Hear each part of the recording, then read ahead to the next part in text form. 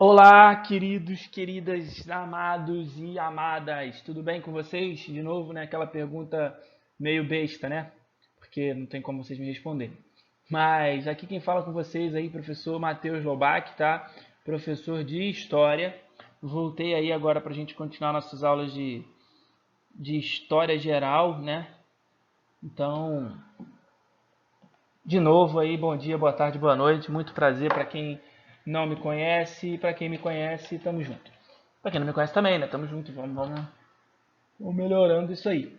Mas, enfim, a nossa aula de hoje aí, ainda mantendo aquele processo de transformação da Europa, do mundo moderno, né? Processo de transformação daquela Europa que, né, rompe com o feudalismo, não totalmente, né? Mas isso aí ao longo dos séculos, até chegar no mundo moderno, na modernidade aí que a gente entende do período da formação dos estados modernos até a chegada da Revolução Francesa, no século XVIII, que aí já seria a inauguração do mundo contemporâneo.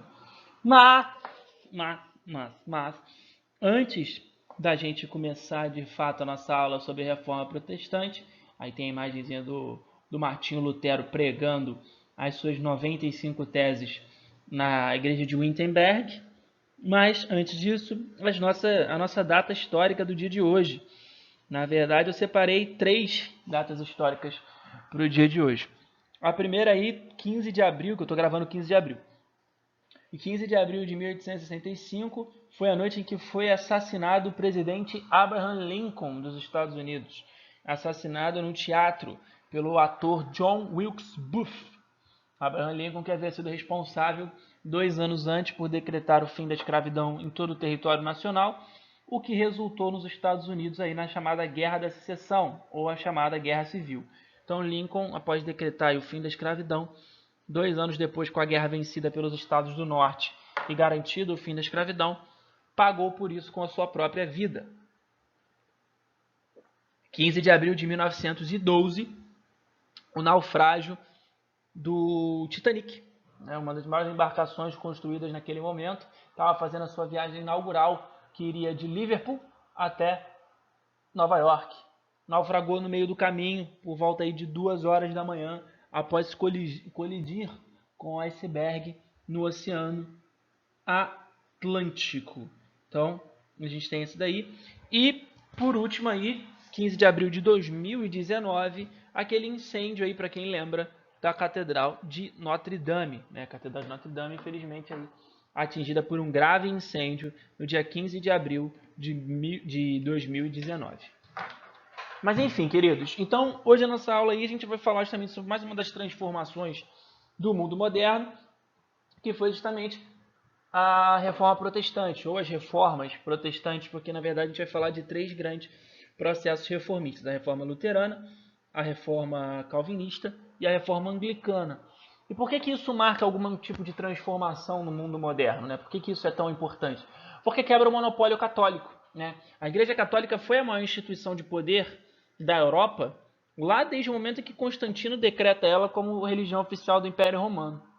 Quando Constantino faz isso, ela vira a religião oficial do Império Romano, lá no século IV, ela se torna a maior instituição de poder dentro da Europa. E continuou sendo essa instituição de poder gigantesca e até mais ou menos ali o mundo contemporâneo. Mas sofreu um baque muito grande com o surgimento das reformas protestantes, com os pensamentos opostos, não necessariamente opostos, mas os pensamentos que quebram um pouco o monopólio dela. Lembrando que as reformas protestantes são todas cristãs, tá? Todas visam manter o cristianismo. Então, vamos que vamos, vamos começar, vamos entender por que essa galera tá com raiva da igreja, por que essa galera quer mudar tudo isso. Então, a primeira coisa que a gente tem que estudar aí são justamente as origens da reforma, né? As origens do que seria essa reforma protestante. Quando você estuda o protestantismo, é muito comum se escutar muito falar no Martinho Lutero. Escuta falar do Lutero, do Calvino, do Henrique VIII na Inglaterra, mas se escuta muito pouco falar daqueles que tentaram reformar antes, daqueles que tentaram transformar o cenário europeu antes do Lutero e antes do Calvino. Por que o Lutero fica o mais famoso de todos? Porque o Lutero consegue fazer a reforma e continuar vivo. O Lutero foi protegido pela nobreza alemã, a gente vai ver mais para frente por que o Lutero foi protegido, mas ele é o único, na verdade não é o único, ele é o primeiro que consegue promover uma reforma e sair vivo disso, que não foi morto. Como, por exemplo, não foi o caso desses primeiros reformadores aqui. No caso, o senhor John Wycliffe, tá? O John Wycliffe, que está aqui, ó, para vocês nessa primeira imagem. E o senhor Johann, ele vivia na Boêmia, né, na região ali do Sacro Império Romano Germânico. É difícil de traduzir o nome dele. Senhor Jan Hus. Então, esses aí seriam, obviamente que tem mais, mas esses acabam também ficando mais famosos, né? Seriam os primeiros aí reformadores, né? Wycliffe e o Hus. O Hus é um seguidor do Wycliffe, né? O Wycliffe escreveu antes dele ali ainda no século XV. Isso é interessante, o Lutero só escreve no século XVI. O Wycliffe e o Hus escrevem no século XV. Então, esses dois pensadores aí são pessoas que criticavam já inicialmente o poder da Igreja Católica. Curiosamente, os dois foram assassinados pela própria Igreja, né? O Wycliffe um pouco antes e depois o Hus. O Hus ele seguia as ideias do seu mestre, mas é interessante a gente pensar porque ele foi responsável principalmente aí pela o Wycliffe, tá? Não o Hus. O Wycliffe ele foi responsável por traduzir a Bíblia. Uma das primeiras traduções da Bíblia do latim para o inglês, quem fez foi o Wycliffe, que ele acreditava que a Bíblia deveria ser de livre interpretação. E aí por isso todo mundo deveria ser capaz de ler a Bíblia e não só os padres. Da mesma forma que o Hus também acreditava nisso, né, que a Bíblia deveria ser de livre interpretação. Os dois foram mortos pela igreja, condenados por heresia. O Hus, inclusive, foi queimado vivo. Mas enfim, por que essa galera tá com raiva, né? Por que essa galera tá com um sentimento de que a Igreja Católica não representa mais eles? Isso é interessante, porque olha só. Vocês, quando forem estudar a Reforma Protestante, seja com a minha aula, seja com a aula de qualquer outro professor, vocês vão partir de um princípio de que a Reforma Protestante ela tem aspectos políticos e tem aspectos econômicos. Beleza, ela tem aspectos políticos, ela tem aspectos econômicos. Mas é uma reforma religiosa. Então a primeira coisa que a gente tem que encontrar para uma reforma religiosa são motivos religiosos. A primeira coisa que entender é por que esses homens religiosos, como Wycliffe, Hus, Lutero, Calvino, por que eles estão preocupados com a sua religião? O que está acontecendo na religião deles que está fazendo com que eles fiquem extremamente preocupados? Então, as críticas desses reformadores, elas são, eu separei 4 grandes críticas que eles faziam, obviamente, em conjunto, ou seja, algo que todos eles criticavam juntos. Primeiro era a presença do que a gente chama de nicolaísmo dentro da igreja. O que é esse nicolaísmo, né? Nicolaísmo, vou sublinhando aqui na... vou marcando à medida que eu vou falando. O nicolaísmo é uma herança de um homem chamado Nicolau de Alexandria, que ele pregava justamente o fim do celibato dentro da igreja. Ou seja, o celibato é aquele dogma católico de que os chefes clericais, né, padres, freiras, bispos, cardeais, nenhum membro do clero pode ter relações sexuais ou pode ter filhos, não pode procriar. Não pode casar, não pode nada disso, é celibato. E o Nicolau de Alexandria defendia o fim desse celibato. Então, quando um membro do clero, preste atenção, quando um membro do clero rompe o celibato, a gente diz que ele cometeu o nicolaísmo. Então ele pecou, ele cometeu o nicolaísmo ao burlar o celibato. Então por que isso está sendo criticado dentro da igreja? Porque quase ninguém mais respeitava o celibato. Já era uma instituição um tanto quanto falida dentro da Europa. Pra você ter noção, você tinha uma família que chegou ao poder, o chefe da família Borgia, na época, o Rodrigo Borgia, ele chegou a se tornar papa, vou explicar já como é que isso acontece, e ele promovia festas dentro do Vaticano. E festas, obviamente, se eu estou falando de burlar o celibato, vocês fazem ideia de que tipo de festa que eu estou falando que o Rodrigo Borgia promovia dentro do Vaticano. E ele era o papa. Ao mesmo tempo, também a gente tem aí o pecado da chamada... Então, nicolaísmo, burlar o celibato. Eles criticavam que ninguém mais respeitava o celibato.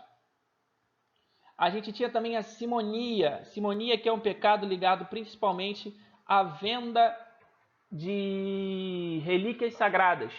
Então, o Lutero e os outros reformadores criticavam essa venda de relíquias sagradas.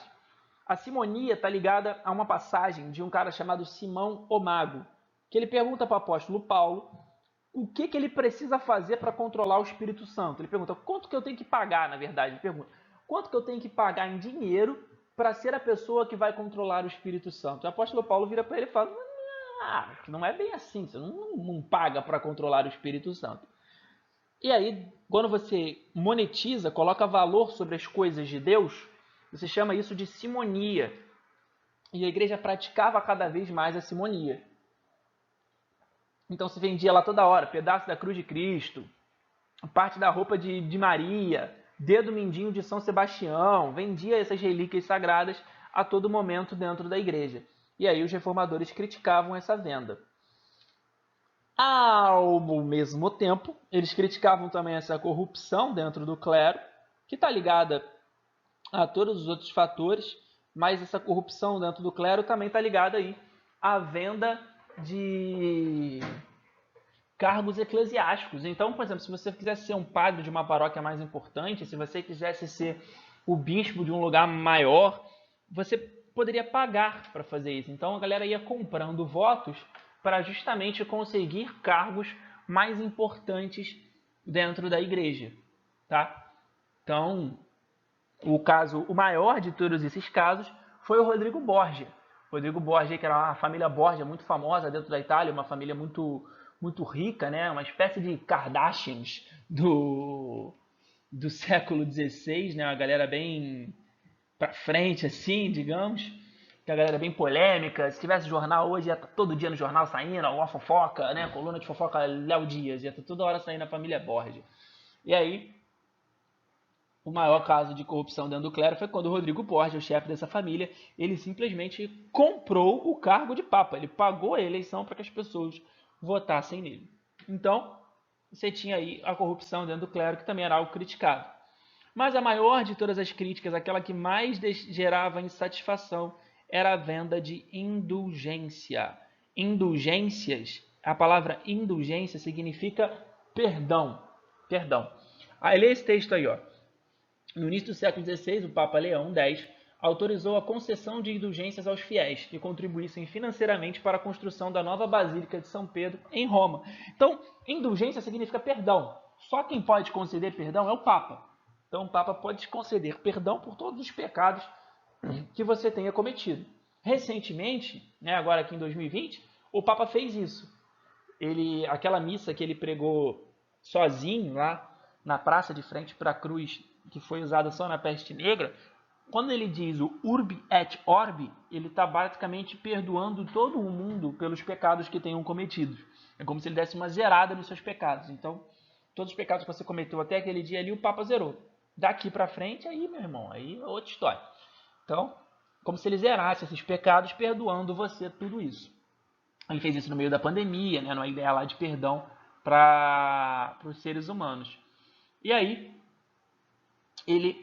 no século XVI, esse perdão divino, esse perdão que o Papa concedia, passou a ser vendido. A igreja passou a vender essas indulgências, né? Então, por exemplo, o Papa Leão X ele começa vendendo essas indulgências para qualquer pessoa que contribuísse para a Basílica de São Pedro. Então, se você contribuísse, desse um dinheiro, ele te dava o perdão. Mas, ao mesmo tempo, isso foi se arrastando aí, foi aumentando o número de vendas de indulgência para qualquer outra boa ação que você cumprisse para a igreja.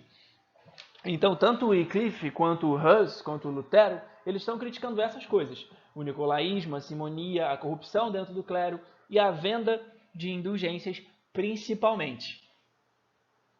E aí, obviamente, tanto o Wycliffe quanto o Hus foram mortos pela sua postura.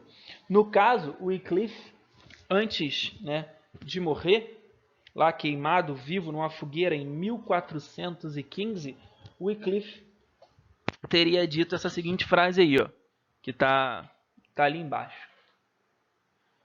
Hoje vocês estão queimando um ganso, mas dentro de um século encontrarão-se com um cisne, e esse cisne vocês não poderão queimar. Então a ideia é de que hoje vocês estão me matando. É porque tem uma brincadeira de tradução aí, tá, ganso, mas Hus em boêmio, né, que é a língua que ele falava, que ele era do Sacro Império Romano Germânico e vivia na Boêmia. Em boêmio significa ganso. Então o nome dele é como se fosse John Ganso. Então ele dizia, então ele dizia, né, hoje vocês estão queimando um Hus, né, quando ele diz isso. Mas dentro de um século encontrarão-se com um cisne, e esse cisne vocês não poderão queimar. Algumas pessoas dizem que ele estava se referindo ao Lutero, né? Porque o Lutero escreve as 95 teses, o Lutero cola 102 anos exatamente depois disso. Então o Hus ele morre em 1415, mas o Lutero só publica suas 95 teses em 1517. Enfim, que é inclusive de quem a gente vai falar agora, né? Quando que de fato a reforma começa a tomar forma. Que é quando Lutero desafia a igreja em 1517. Martinho Lutero, que era aí um monge da igreja, né? Ele tinha cargo clerical, ele era de dentro da igreja. Isso, inclusive, é muito importante para a gente entender isso, porque já começando aqui, marcando o que está na frente, ó, Lutero nunca buscou romper com a igreja. Lutero não buscava fazer uma nova igreja, como vocês sabem muito bem hoje em dia que existe a igreja luterana. Ele nunca propôs fazer uma nova igreja. O Lutero só queria reformar a igreja que ele amava. Porque a ideia dele era, como eu disse, tem que primeiro se procurar motivos religiosos para uma reforma religiosa. Então Lutero é um homem religioso, é um membro do clero, preocupado com os rumos que a sua igreja está tomando. Conta-se a história, né, que Lutero foi atingido por um raio em 1517, e após ser atingido por esse raio, ele teria tido uma epifania, e essa epifania marcaria ali o ponto de virada do pensamento luterano.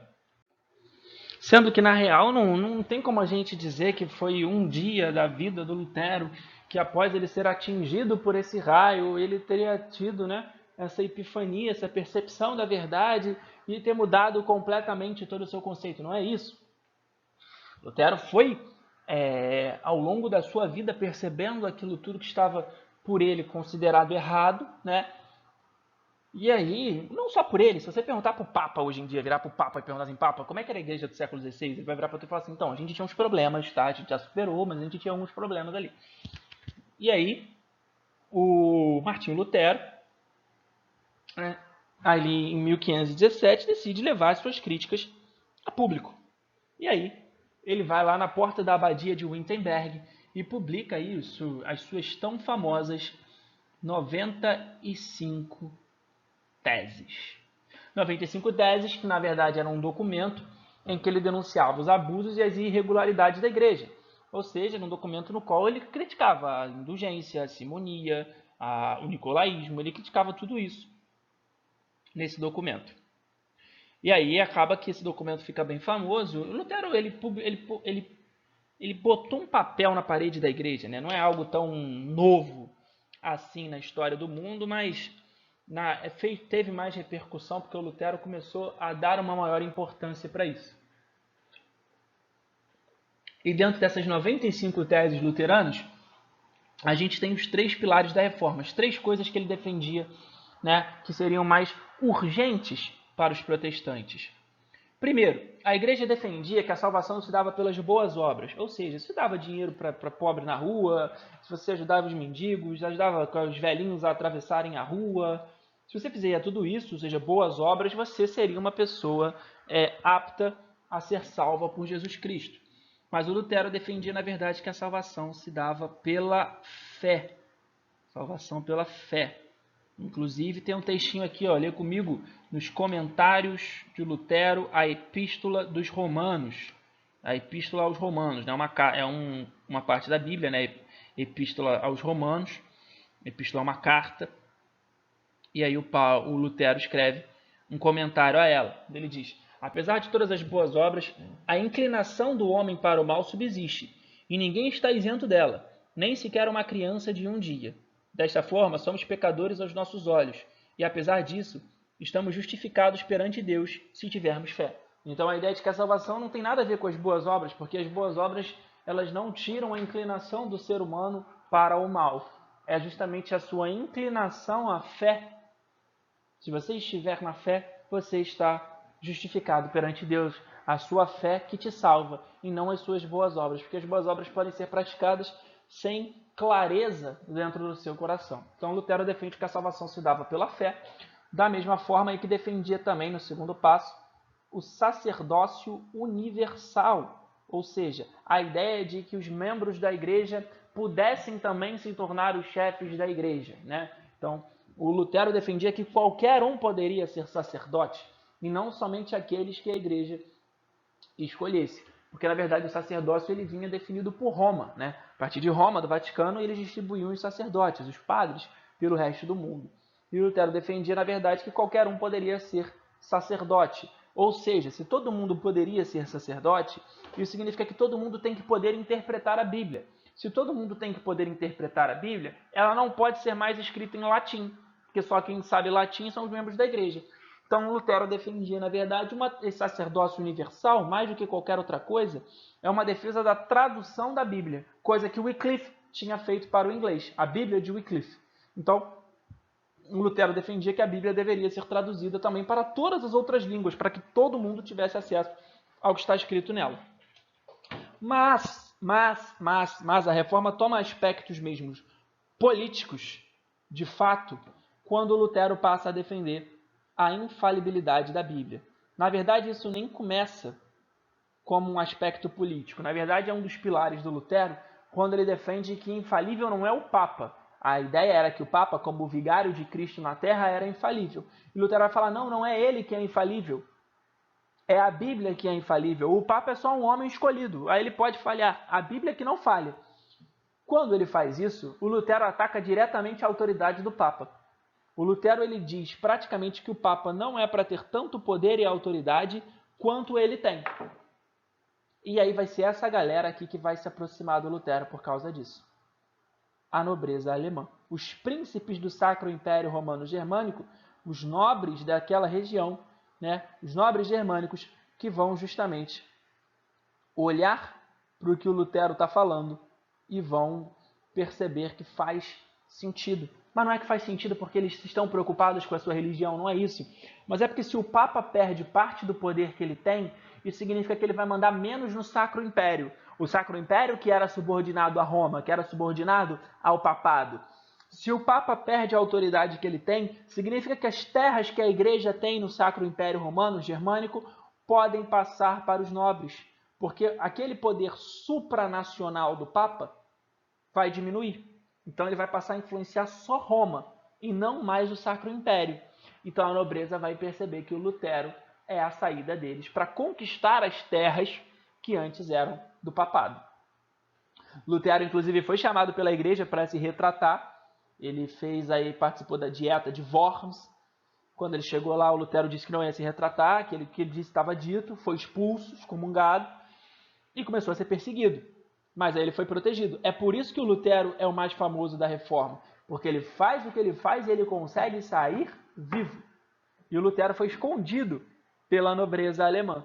Essa aliança, inclusive, do Lutero com a nobreza alemã fez com que ele se afastasse das camadas populares, né? As partes populares do Sacro Império Germânico que acreditavam que o Lutero estava do seu lado, quando defendia justamente a diminuição do poder do Papa. Você tinha, por exemplo, uma rebelião chamada Revolta Anabatista.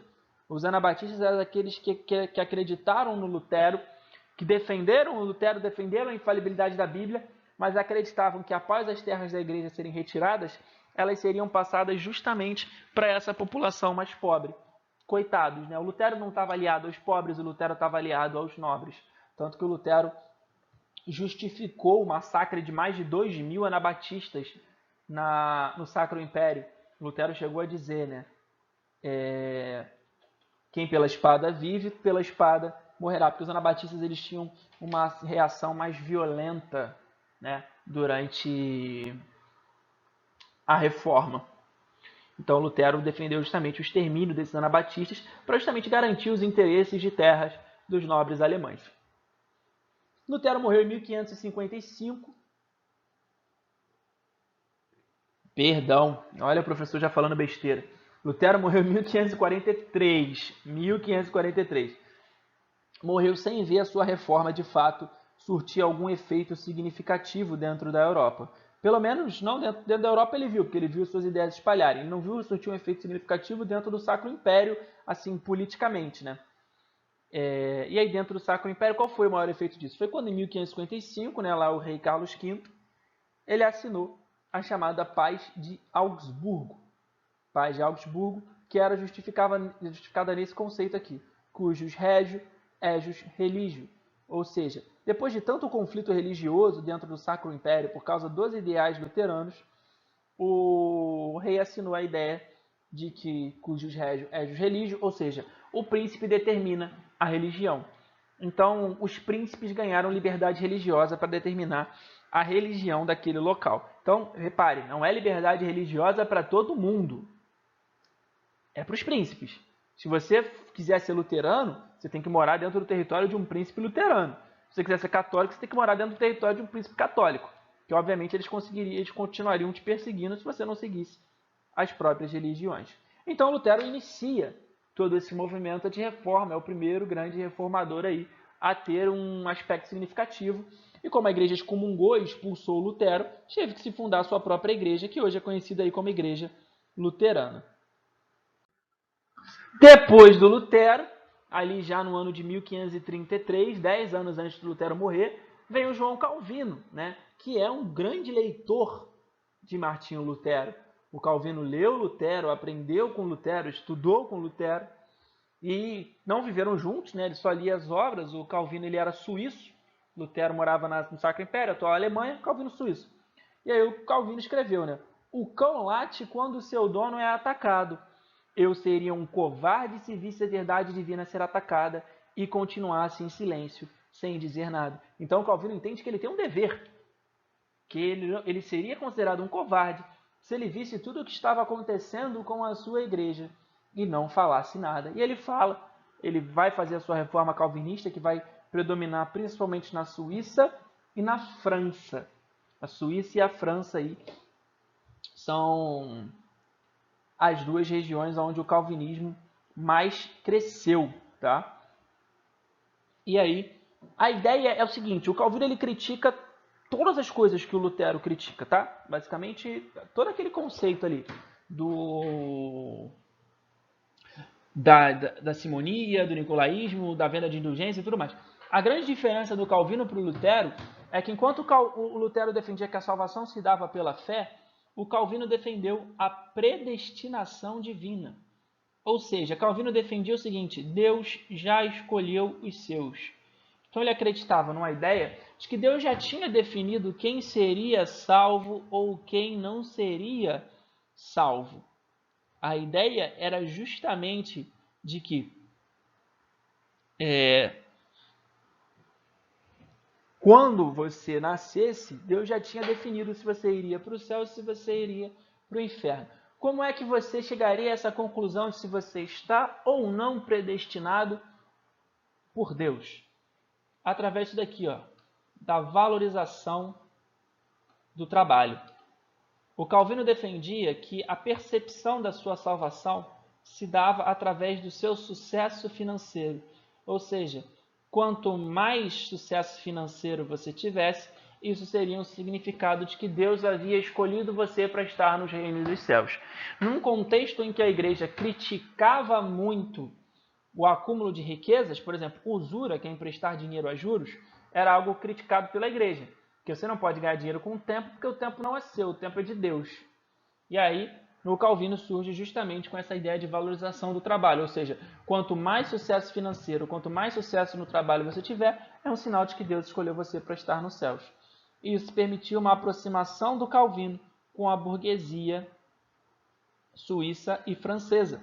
Porque essa burguesia percebeu que o Calvino era justamente a oportunidade para eles de conseguirem se sentir representados dentro de uma religião. Porque a igreja condenava essa burguesia, condenava essa valorização do trabalho. Para a igreja, trabalho era um castigo de Deus porque nós pecamos. Nós pecamos lá, Adão e Eva, comeram o fruto proibido, expulso do paraíso.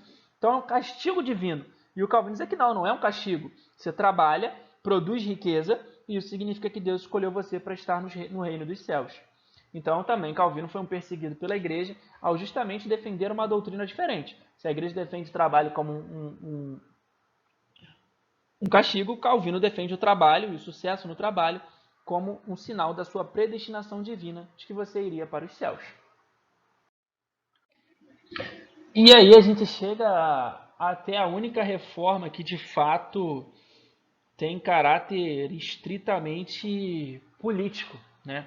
Porque o que acontece? A Inglaterra lá, desde aquele período da formação dos Estados modernos, ela teve a formação da dinastia Tudor, né?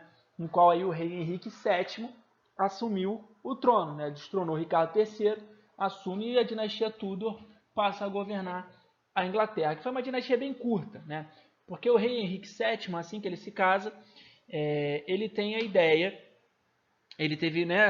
A ideia não, ele teve um filho logo em seguida. E aí esse filho dele, né? Junto com Isabel de York, foi considerado aí o grande herdeiro do trono inglês, né? A grande esperança, tipo assim, olha só, a Guerra das Duas Rosas deu certo, a paz aconteceu, olha aqui, a Inglaterra já tem um herdeiro, Arthur. E aí teve outros filhos também, né? Margarida e o outro Henrique, que seria depois o Henrique VIII, o rapaz aí da foto. Só que a parada é que para fazer uma aliança entre Inglaterra e Espanha, o rei Henrique VII casou seu filho Arthur com Catarina de Aragão, né, da Espanha. O problema é que o Arthur, que era justamente essa consolidação do reinado, perdão, acho que travou aqui a gravação, o Arthur, que era aí a grande esperança da Casa Tudor, ele faleceu muito jovem, com 16 anos de idade. Uma doença misteriosa que ninguém sabe muito ao certo do que foi. Mas, né, depois do falecimento do Arthur, a aliança entre a Espanha e a Inglaterra ficou ameaçada. Resultado, veio aí o então príncipe, o Arthur tinha 16 anos de idade, veio seu irmão mais novo, Henrique, que tinha aí seus 10 anos, obviamente, foi afirmado como o sucessor do trono inglês. Embora não fosse o rei mais habilidoso, né? Dizia-se que ele não foi treinado nas artes reais. O pai dele não deu muitas obrigações políticas para o jovem Henrique. Mas uma das obrigações que o pai deu foi justamente o casamento com a Catarina de Aragão, né? A promessa de casamento que antes era do Arthur passaria para o Henrique VIII. Aí, obviamente, a Catarina de Aragão teve que argumentar que o casamento não havia sido consumado com o Arthur. Não tinham tido, né, relações sexuais.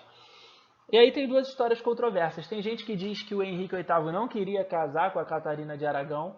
E a galera que diz isso diz que ele chegou no dia do enterro do pai dele e disse: como era desejo de meu pai, eu casarei com Catarina de Aragão. E tem gente que diz que na verdade ele era apaixonado por ela sim desde criança, embora ela fosse um pouquinho só mais velha do que ele. Mas se dizia aí que o Henrique VIII era apaixonado pela Catarina. Então, ela era 6 anos mais nova do que ele, mais velha, né? Ela era 6 anos mais velha do que ele. Ele tinha 10 anos, ela tinha 16 quando ela foi prometida. Então era a ideia de que você tem essas duas histórias. Gente que diz que ele amava a Catarina desde cedo, que na verdade não era o irmão que gostava dela. Ao mesmo tempo tem gente que diz que ele não gostava. Enfim, a questão é, a reforma anglicana, desculpa, eu gosto, é que eu gosto dessa história. Mas a reforma anglicana acontece principalmente por causa de problemas com a sucessão real. Então, o Henrique VIII, que é esse carinha aqui da foto, essa mulher não é a Catarina de Aragão, tá? Essa aqui é filha do Henrique VIII. O Henrique VIII, ele tem problemas com a sucessão real. Por quê? Ele e Catarina não tiveram filhos homens, tá? E, quer dizer, até chegaram a ter, mas morriam cedo ou morriam depois. E aí, por uma vaidade pessoal do Henrique VIII, que era justamente de ter um filho homem, que ele considerava que a casa Tudor só iria se consolidar se o próximo herdeiro ao trono fosse um filho homem, né? Então havia essa preocupação dele, né, de ter esse filho homem, mas não vinha. Resultado, ele chega à conclusão de que com Catarina ele não teria esse filho. E aí ele pede ao Papa o divórcio. Só que a Igreja Católica não permite o divórcio. A Igreja não permite o divórcio. e aí por isso foi negado, né, ao Henrique VIII isso, até porque o Papa era muito amigo do Carlos V, que na época era o imperador do Sacro Império Romano Germânico. Por causa disso, o Henrique VIII então decide o seguinte: vou romper com Roma. O Henrique VIII então expulsa a Igreja Católica do território inglês, toma todas as posses dela, tudo que era riqueza da igreja na Inglaterra fica para o rei, e a igreja passa a ser a igreja anglicana. Ele cria aí a religião, o anglicanismo, que era a sua própria religião, que na prática não tem muita diferença para o catolicismo no momento inicial, não. Então não tinha tanta diferença assim do catolicismo para o anglicanismo. É o mesmo Deus, obviamente. Utilizava-se até mesmo os mesmos santos, os mesmos rituais. Hoje em dia você tem mais diferença, né? Mas lá em 1527, na verdade 1533, que é a disputa começa ali em 1527, vai se arrastando até 1533, era basicamente a mesma religião, a diferença é que podia se divorciar. Não permitia divórcio. Mas hoje em dia não, já são religiões que têm seus destacamentos, né? Cada uma tem seus próprios rituais, mas as duas são cristãs. Até hoje os membros da igreja, até hoje os membros da família real se dizem anglicanos. Enfim, depois, o curioso é que o Henrique VIII, ele morre e ascende ao trono aí o seu filho Eduardo VI, porque o Henrique VIII ele casou várias vezes, né? Depois ele casou com a Ana Bolena, ele casou com outras 4 mulheres, e aí o seu filho com Joana Seymour ascendeu ao trono, o Eduardo VI, mas na verdade ele nunca chegou a reinar, porque ele morreu antes de ser maior de idade. Aí depois dele veio ao poder a sua irmã, Maria I, que era filha do Henrique VIII com a Catarina de Aragão, só que como ela era católica, existia um medo muito grande aí das pessoas de que ela retornasse ao catolicismo dentro da Inglaterra e acabasse com o anglicanismo. E aí ela foi destronada, obviamente, e assumiu o trono aí essa moça que está na imagem de fato aí para vocês, que é a Isabel I, chamada também de Rainha Virgem, porque ela nunca se casou, né? Isabel I aí, que é uma das monarcas mais famosas da história da Inglaterra. Filha do Henrique VIII com a Ana Bolena.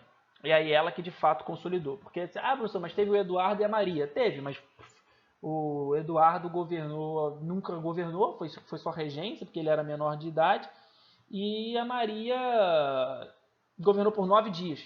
Foram 9 dias de reinado até botarem no trono a Isabel I, né? Fica até conhecida aí como a rainha dos 9 dias. Olha eu falando besteira aí pra vocês de novo. Apaga isso. Não é a Maria que é a rainha dos 9 dias, não. A rainha dos 9 dias é a Joanna Grey. Joanna Grey, que ela era uma nobre inglesa que o Eduardo, apaga tudo. O Eduardo quando ele toma o trono, ele coloca depois como sucessora a Joanna Grey. Só que a Joanna Grey só governou durante 9 dias. Aí ela toma um golpe, governou durante 9 dias. Joanna Grey toma um golpe, vem a Maria. Aí a Maria governa, né, pela sua vida. Ela governa por um tempo e aí ela inclusive, a Maria depois ela governa, a Maria I, e aí depois vem a Isabel. Então é Henrique VIII, Eduardo VI, aí vem Joanna Grey, rainha dos 9 dias, Maria I e depois Isabel I, aí a rainha virgem, que é a mais famosa. Os dois mais famosos monarcas Tudor são o Henrique VIII e a Isabel I, responsável inclusive aí por boa parte do que depois seria a transformação da Inglaterra industrial. A Europa acabou mergulhada em vários conflitos religiosos, né? Que obviamente protestantes e católicos começaram a brigar entre si, a literalmente se degladiar e se matar pelas ruas europeias, como é o caso, por exemplo, da Guerra dos 30 Anos, que, né, é assunto para outro momento. A gente teve a Guerra dos 30 Anos, mas o mais famoso de todos aí, que está até marcado para vocês, foi justamente a Noite de São Bartolomeu, né? O massacre da Noite de São Bartolomeu, lá em 1572 na França. A França que inclusive foi aí uma região muito marcada por esses conflitos religiosos. O Bartolomeu foi um massacre, uma vingança católica contra os protestantes, né? Na verdade, foi marcado num casamento, você teria um casamento entre católicos e protestantes para poder simbolizar uma tentativa de paz dentro do país, que, né, os huguenotes franceses, né, os calvinistas franceses, esse combate entre os calvinistas e huguenotes e os católicos estavam se arrastando durante muito tempo. E aí, a noite de São Bartolomeu, no dia de São Bartolomeu, no casamento entre o herdeiro católico do trono e a rainha protestante, acabou marcado pela vingança católica e o assassinato dos protestantes que haviam ido para o casamento. É um dos mais famosas vinganças da história da Europa, aí, a noite de São Bartolomeu. Isso, obviamente, faz com que a igreja, todos esses conflitos religiosos, tenham que resultar em algum tipo de resposta da igreja, né? Não podia acontecer uma noite de São Bartolomeu toda hora, não podia se acontecer todo momento uma reforma protestante. Então a igreja convocou lá em 1545 o Concílio de Trento. Concílio de Trento, que também pode ser chamado aí por vocês de Contra-Reforma. Ou seja, é a igreja respondendo aos reformadores. É a igreja fazendo alguma proposta diferente daquela que os reformadores tinham apresentado. Então, o Concílio de Trento, que durou entre 1545 e 1563, ou seja, durou 23 anos, até definir de fato, tem até a imagem do concílio, né, a gravura, tudo que seria definido ali. Então, a igreja defendeu, dentro do concílio, o reforço do celibato, ou seja, o Lutero, inclusive depois, o Lutero, lembra, ele critica o nicolaísmo, né, que é o burlar o celibato. Mas depois ele acabou sendo convencido, dentro da sua nova teologia, de que poderia se acabar com o celibato. Tanto que os chefes das igrejas protestantes hoje, assembleias, igrejas batistas, presbiterianas e pentecostais, eles podem se casar, né? Os pastores podem se casar, não há necessidade de se manter celibato. Mas a igreja até hoje, a igreja católica, mantém o celibato, tanto que é proibido até os membros do clero se casarem. Então a igreja no Concílio de Trento reforçou o celibato, manteve os seus dogmas, né, as suas ideias e os seus conceitos, como o próprio celibato, ou a ideia de que a salvação se dá pelas boas obras. A questão é que ela alterou. Ela passou a dizer, se antes a igreja dizia que a salvação se dava só pelas boas obras, depois da pressão dos luteranos ela vai dizer, não, a salvação se dá pelas boas obras e pela fé. Então a igreja vai englobar os dois, vai falar que não é só boas obras, é salvação e fé. É boas obras e fé. A igreja criou também o Index Prohibium, né, que eram justamente os livros proibidos. Dentro dos livros proibidos da igreja você tem os livros do Lutero e do Calvino. Passaram a ser proibidos de serem lidos por qualquer pessoa católica. Então foi criado o livro proibido. Inclusive no Concílio de Trento você tinha valorização de alguns livros, né? Dentro do concílio ficavam exibidos só 2 livros, a Bíblia Sagrada e o livro do Santo Agostinho. Na verdade, que seriam os livros sagrados daquele momento. Mas é aí que está. A grande resposta mesmo da igreja a tudo isso, só para a gente concluir a aula, é o seguinte. Por que a reforma é importante? Como eu disse, ela marca a perda de monopólio da igreja e um pouco da perda do poder católico na Europa. Como é que ela responde a essa perda de poder? Como é que ela responde a isso tudo? Precisando de novos fiéis. O Concílio de Trento em 1563. A descoberta da América tinha sido lá em 1492. Já tinham tinha 60 anos, 60 e...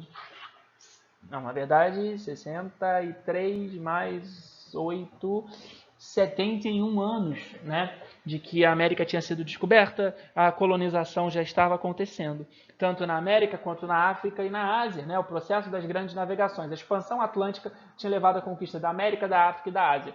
Então a igreja criou isso aqui, ó, a Companhia de Jesus. A Companhia de Jesus, né, os jesuítas, que você que está estudando o Brasil colonial sabe muito bem da participação deles. A Companhia de Jesus que tinha uma missão bem específica, conquistar novos fiéis para a Igreja Católica. E quem vão ser esses novos fiéis conquistados pela Igreja? Os nativos dessas regiões. Então os nativos da África, os nativos da África não, porque a Igreja vai justificar a escravidão deles, mas os nativos asiáticos e principalmente os nativos americanos. Lembra? A Igreja Católica proibia a escravidão de indígenas. E quem era a instituição responsável por fiscalizar essa escravidão de indígenas, condenar os escravistas e prender eles? A Companhia de Jesus. Então, a Companhia de Jesus era a instituição católica responsável por catequizar os nativos e conquistar novos fiéis para a igreja. E um outro motivo aí foi justamente a reativação da Inquisição. Né? A Inquisição aí, que era uma instituição da igreja, o Tribunal do Santo Ofício, que foi muito utilizado durante a Idade Média para justamente julgar as heresias. Né? Heresia é quando você vai contra Deus, vai contra a igreja, quando você desrespeita algum dogma. Quando você desrespeita Deus, a gente chama isso de pecado. Quando você desrespeita a igreja, você chama isso de heresia. Então, a igreja reativa o Tribunal do Santo Ofício, a Inquisição, para justamente continuar perseguindo esses hereges. Mas essa Inquisição reativada no século XVI, ela não tem o objetivo de atuar na Europa, embora ela tenha atuado em menor parte. Mas o grande objetivo dessa Inquisição do século XVI é atuar na América, para justamente pegar lá os nativos que estavam sendo convertidos ao catolicismo. Então a igreja não necessariamente ouviu calada todo o processo reformista. Então a reforma protestante acontece, ela quebra em parte o monopólio da igreja, o monopólio do pensamento, o monopólio da ciência, o monopólio político e marca a ascensão de novos grupos políticos, beleza?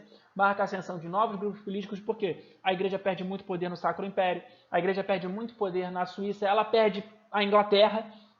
Eu não posso nem dizer que ela perde poder na Inglaterra, ela perde a Inglaterra. E aí, no final das contas, a gente chega até uma igreja católica mais fragilizada no século XVI. Ainda é a maior instituição de poder da Europa no século XVI, mas perde em parte um pouco do seu monopólio. E isso permite a ascensão de alguns grupos sociais, principalmente a burguesia. Aquela burguesia que não tinha espaço dentro do alto escalão da igreja, porque não era nobre, agora tem espaço no alto escalão das igrejas protestantes. E essa burguesia vai se manter e vai ganhar força. Quer dizer, se manteve e ganhou força, né? No passado não pode ser, vai ganhar força. Enfim, queridos, espero que isso tenha ajudado vocês. Espero que tenha ficado bem claro para vocês aí todo esse processo da reforma protestante. Espero aí que vocês fiquem tranquilos, tá bom? E se cuidem, a gente se vê na próxima. Beijo!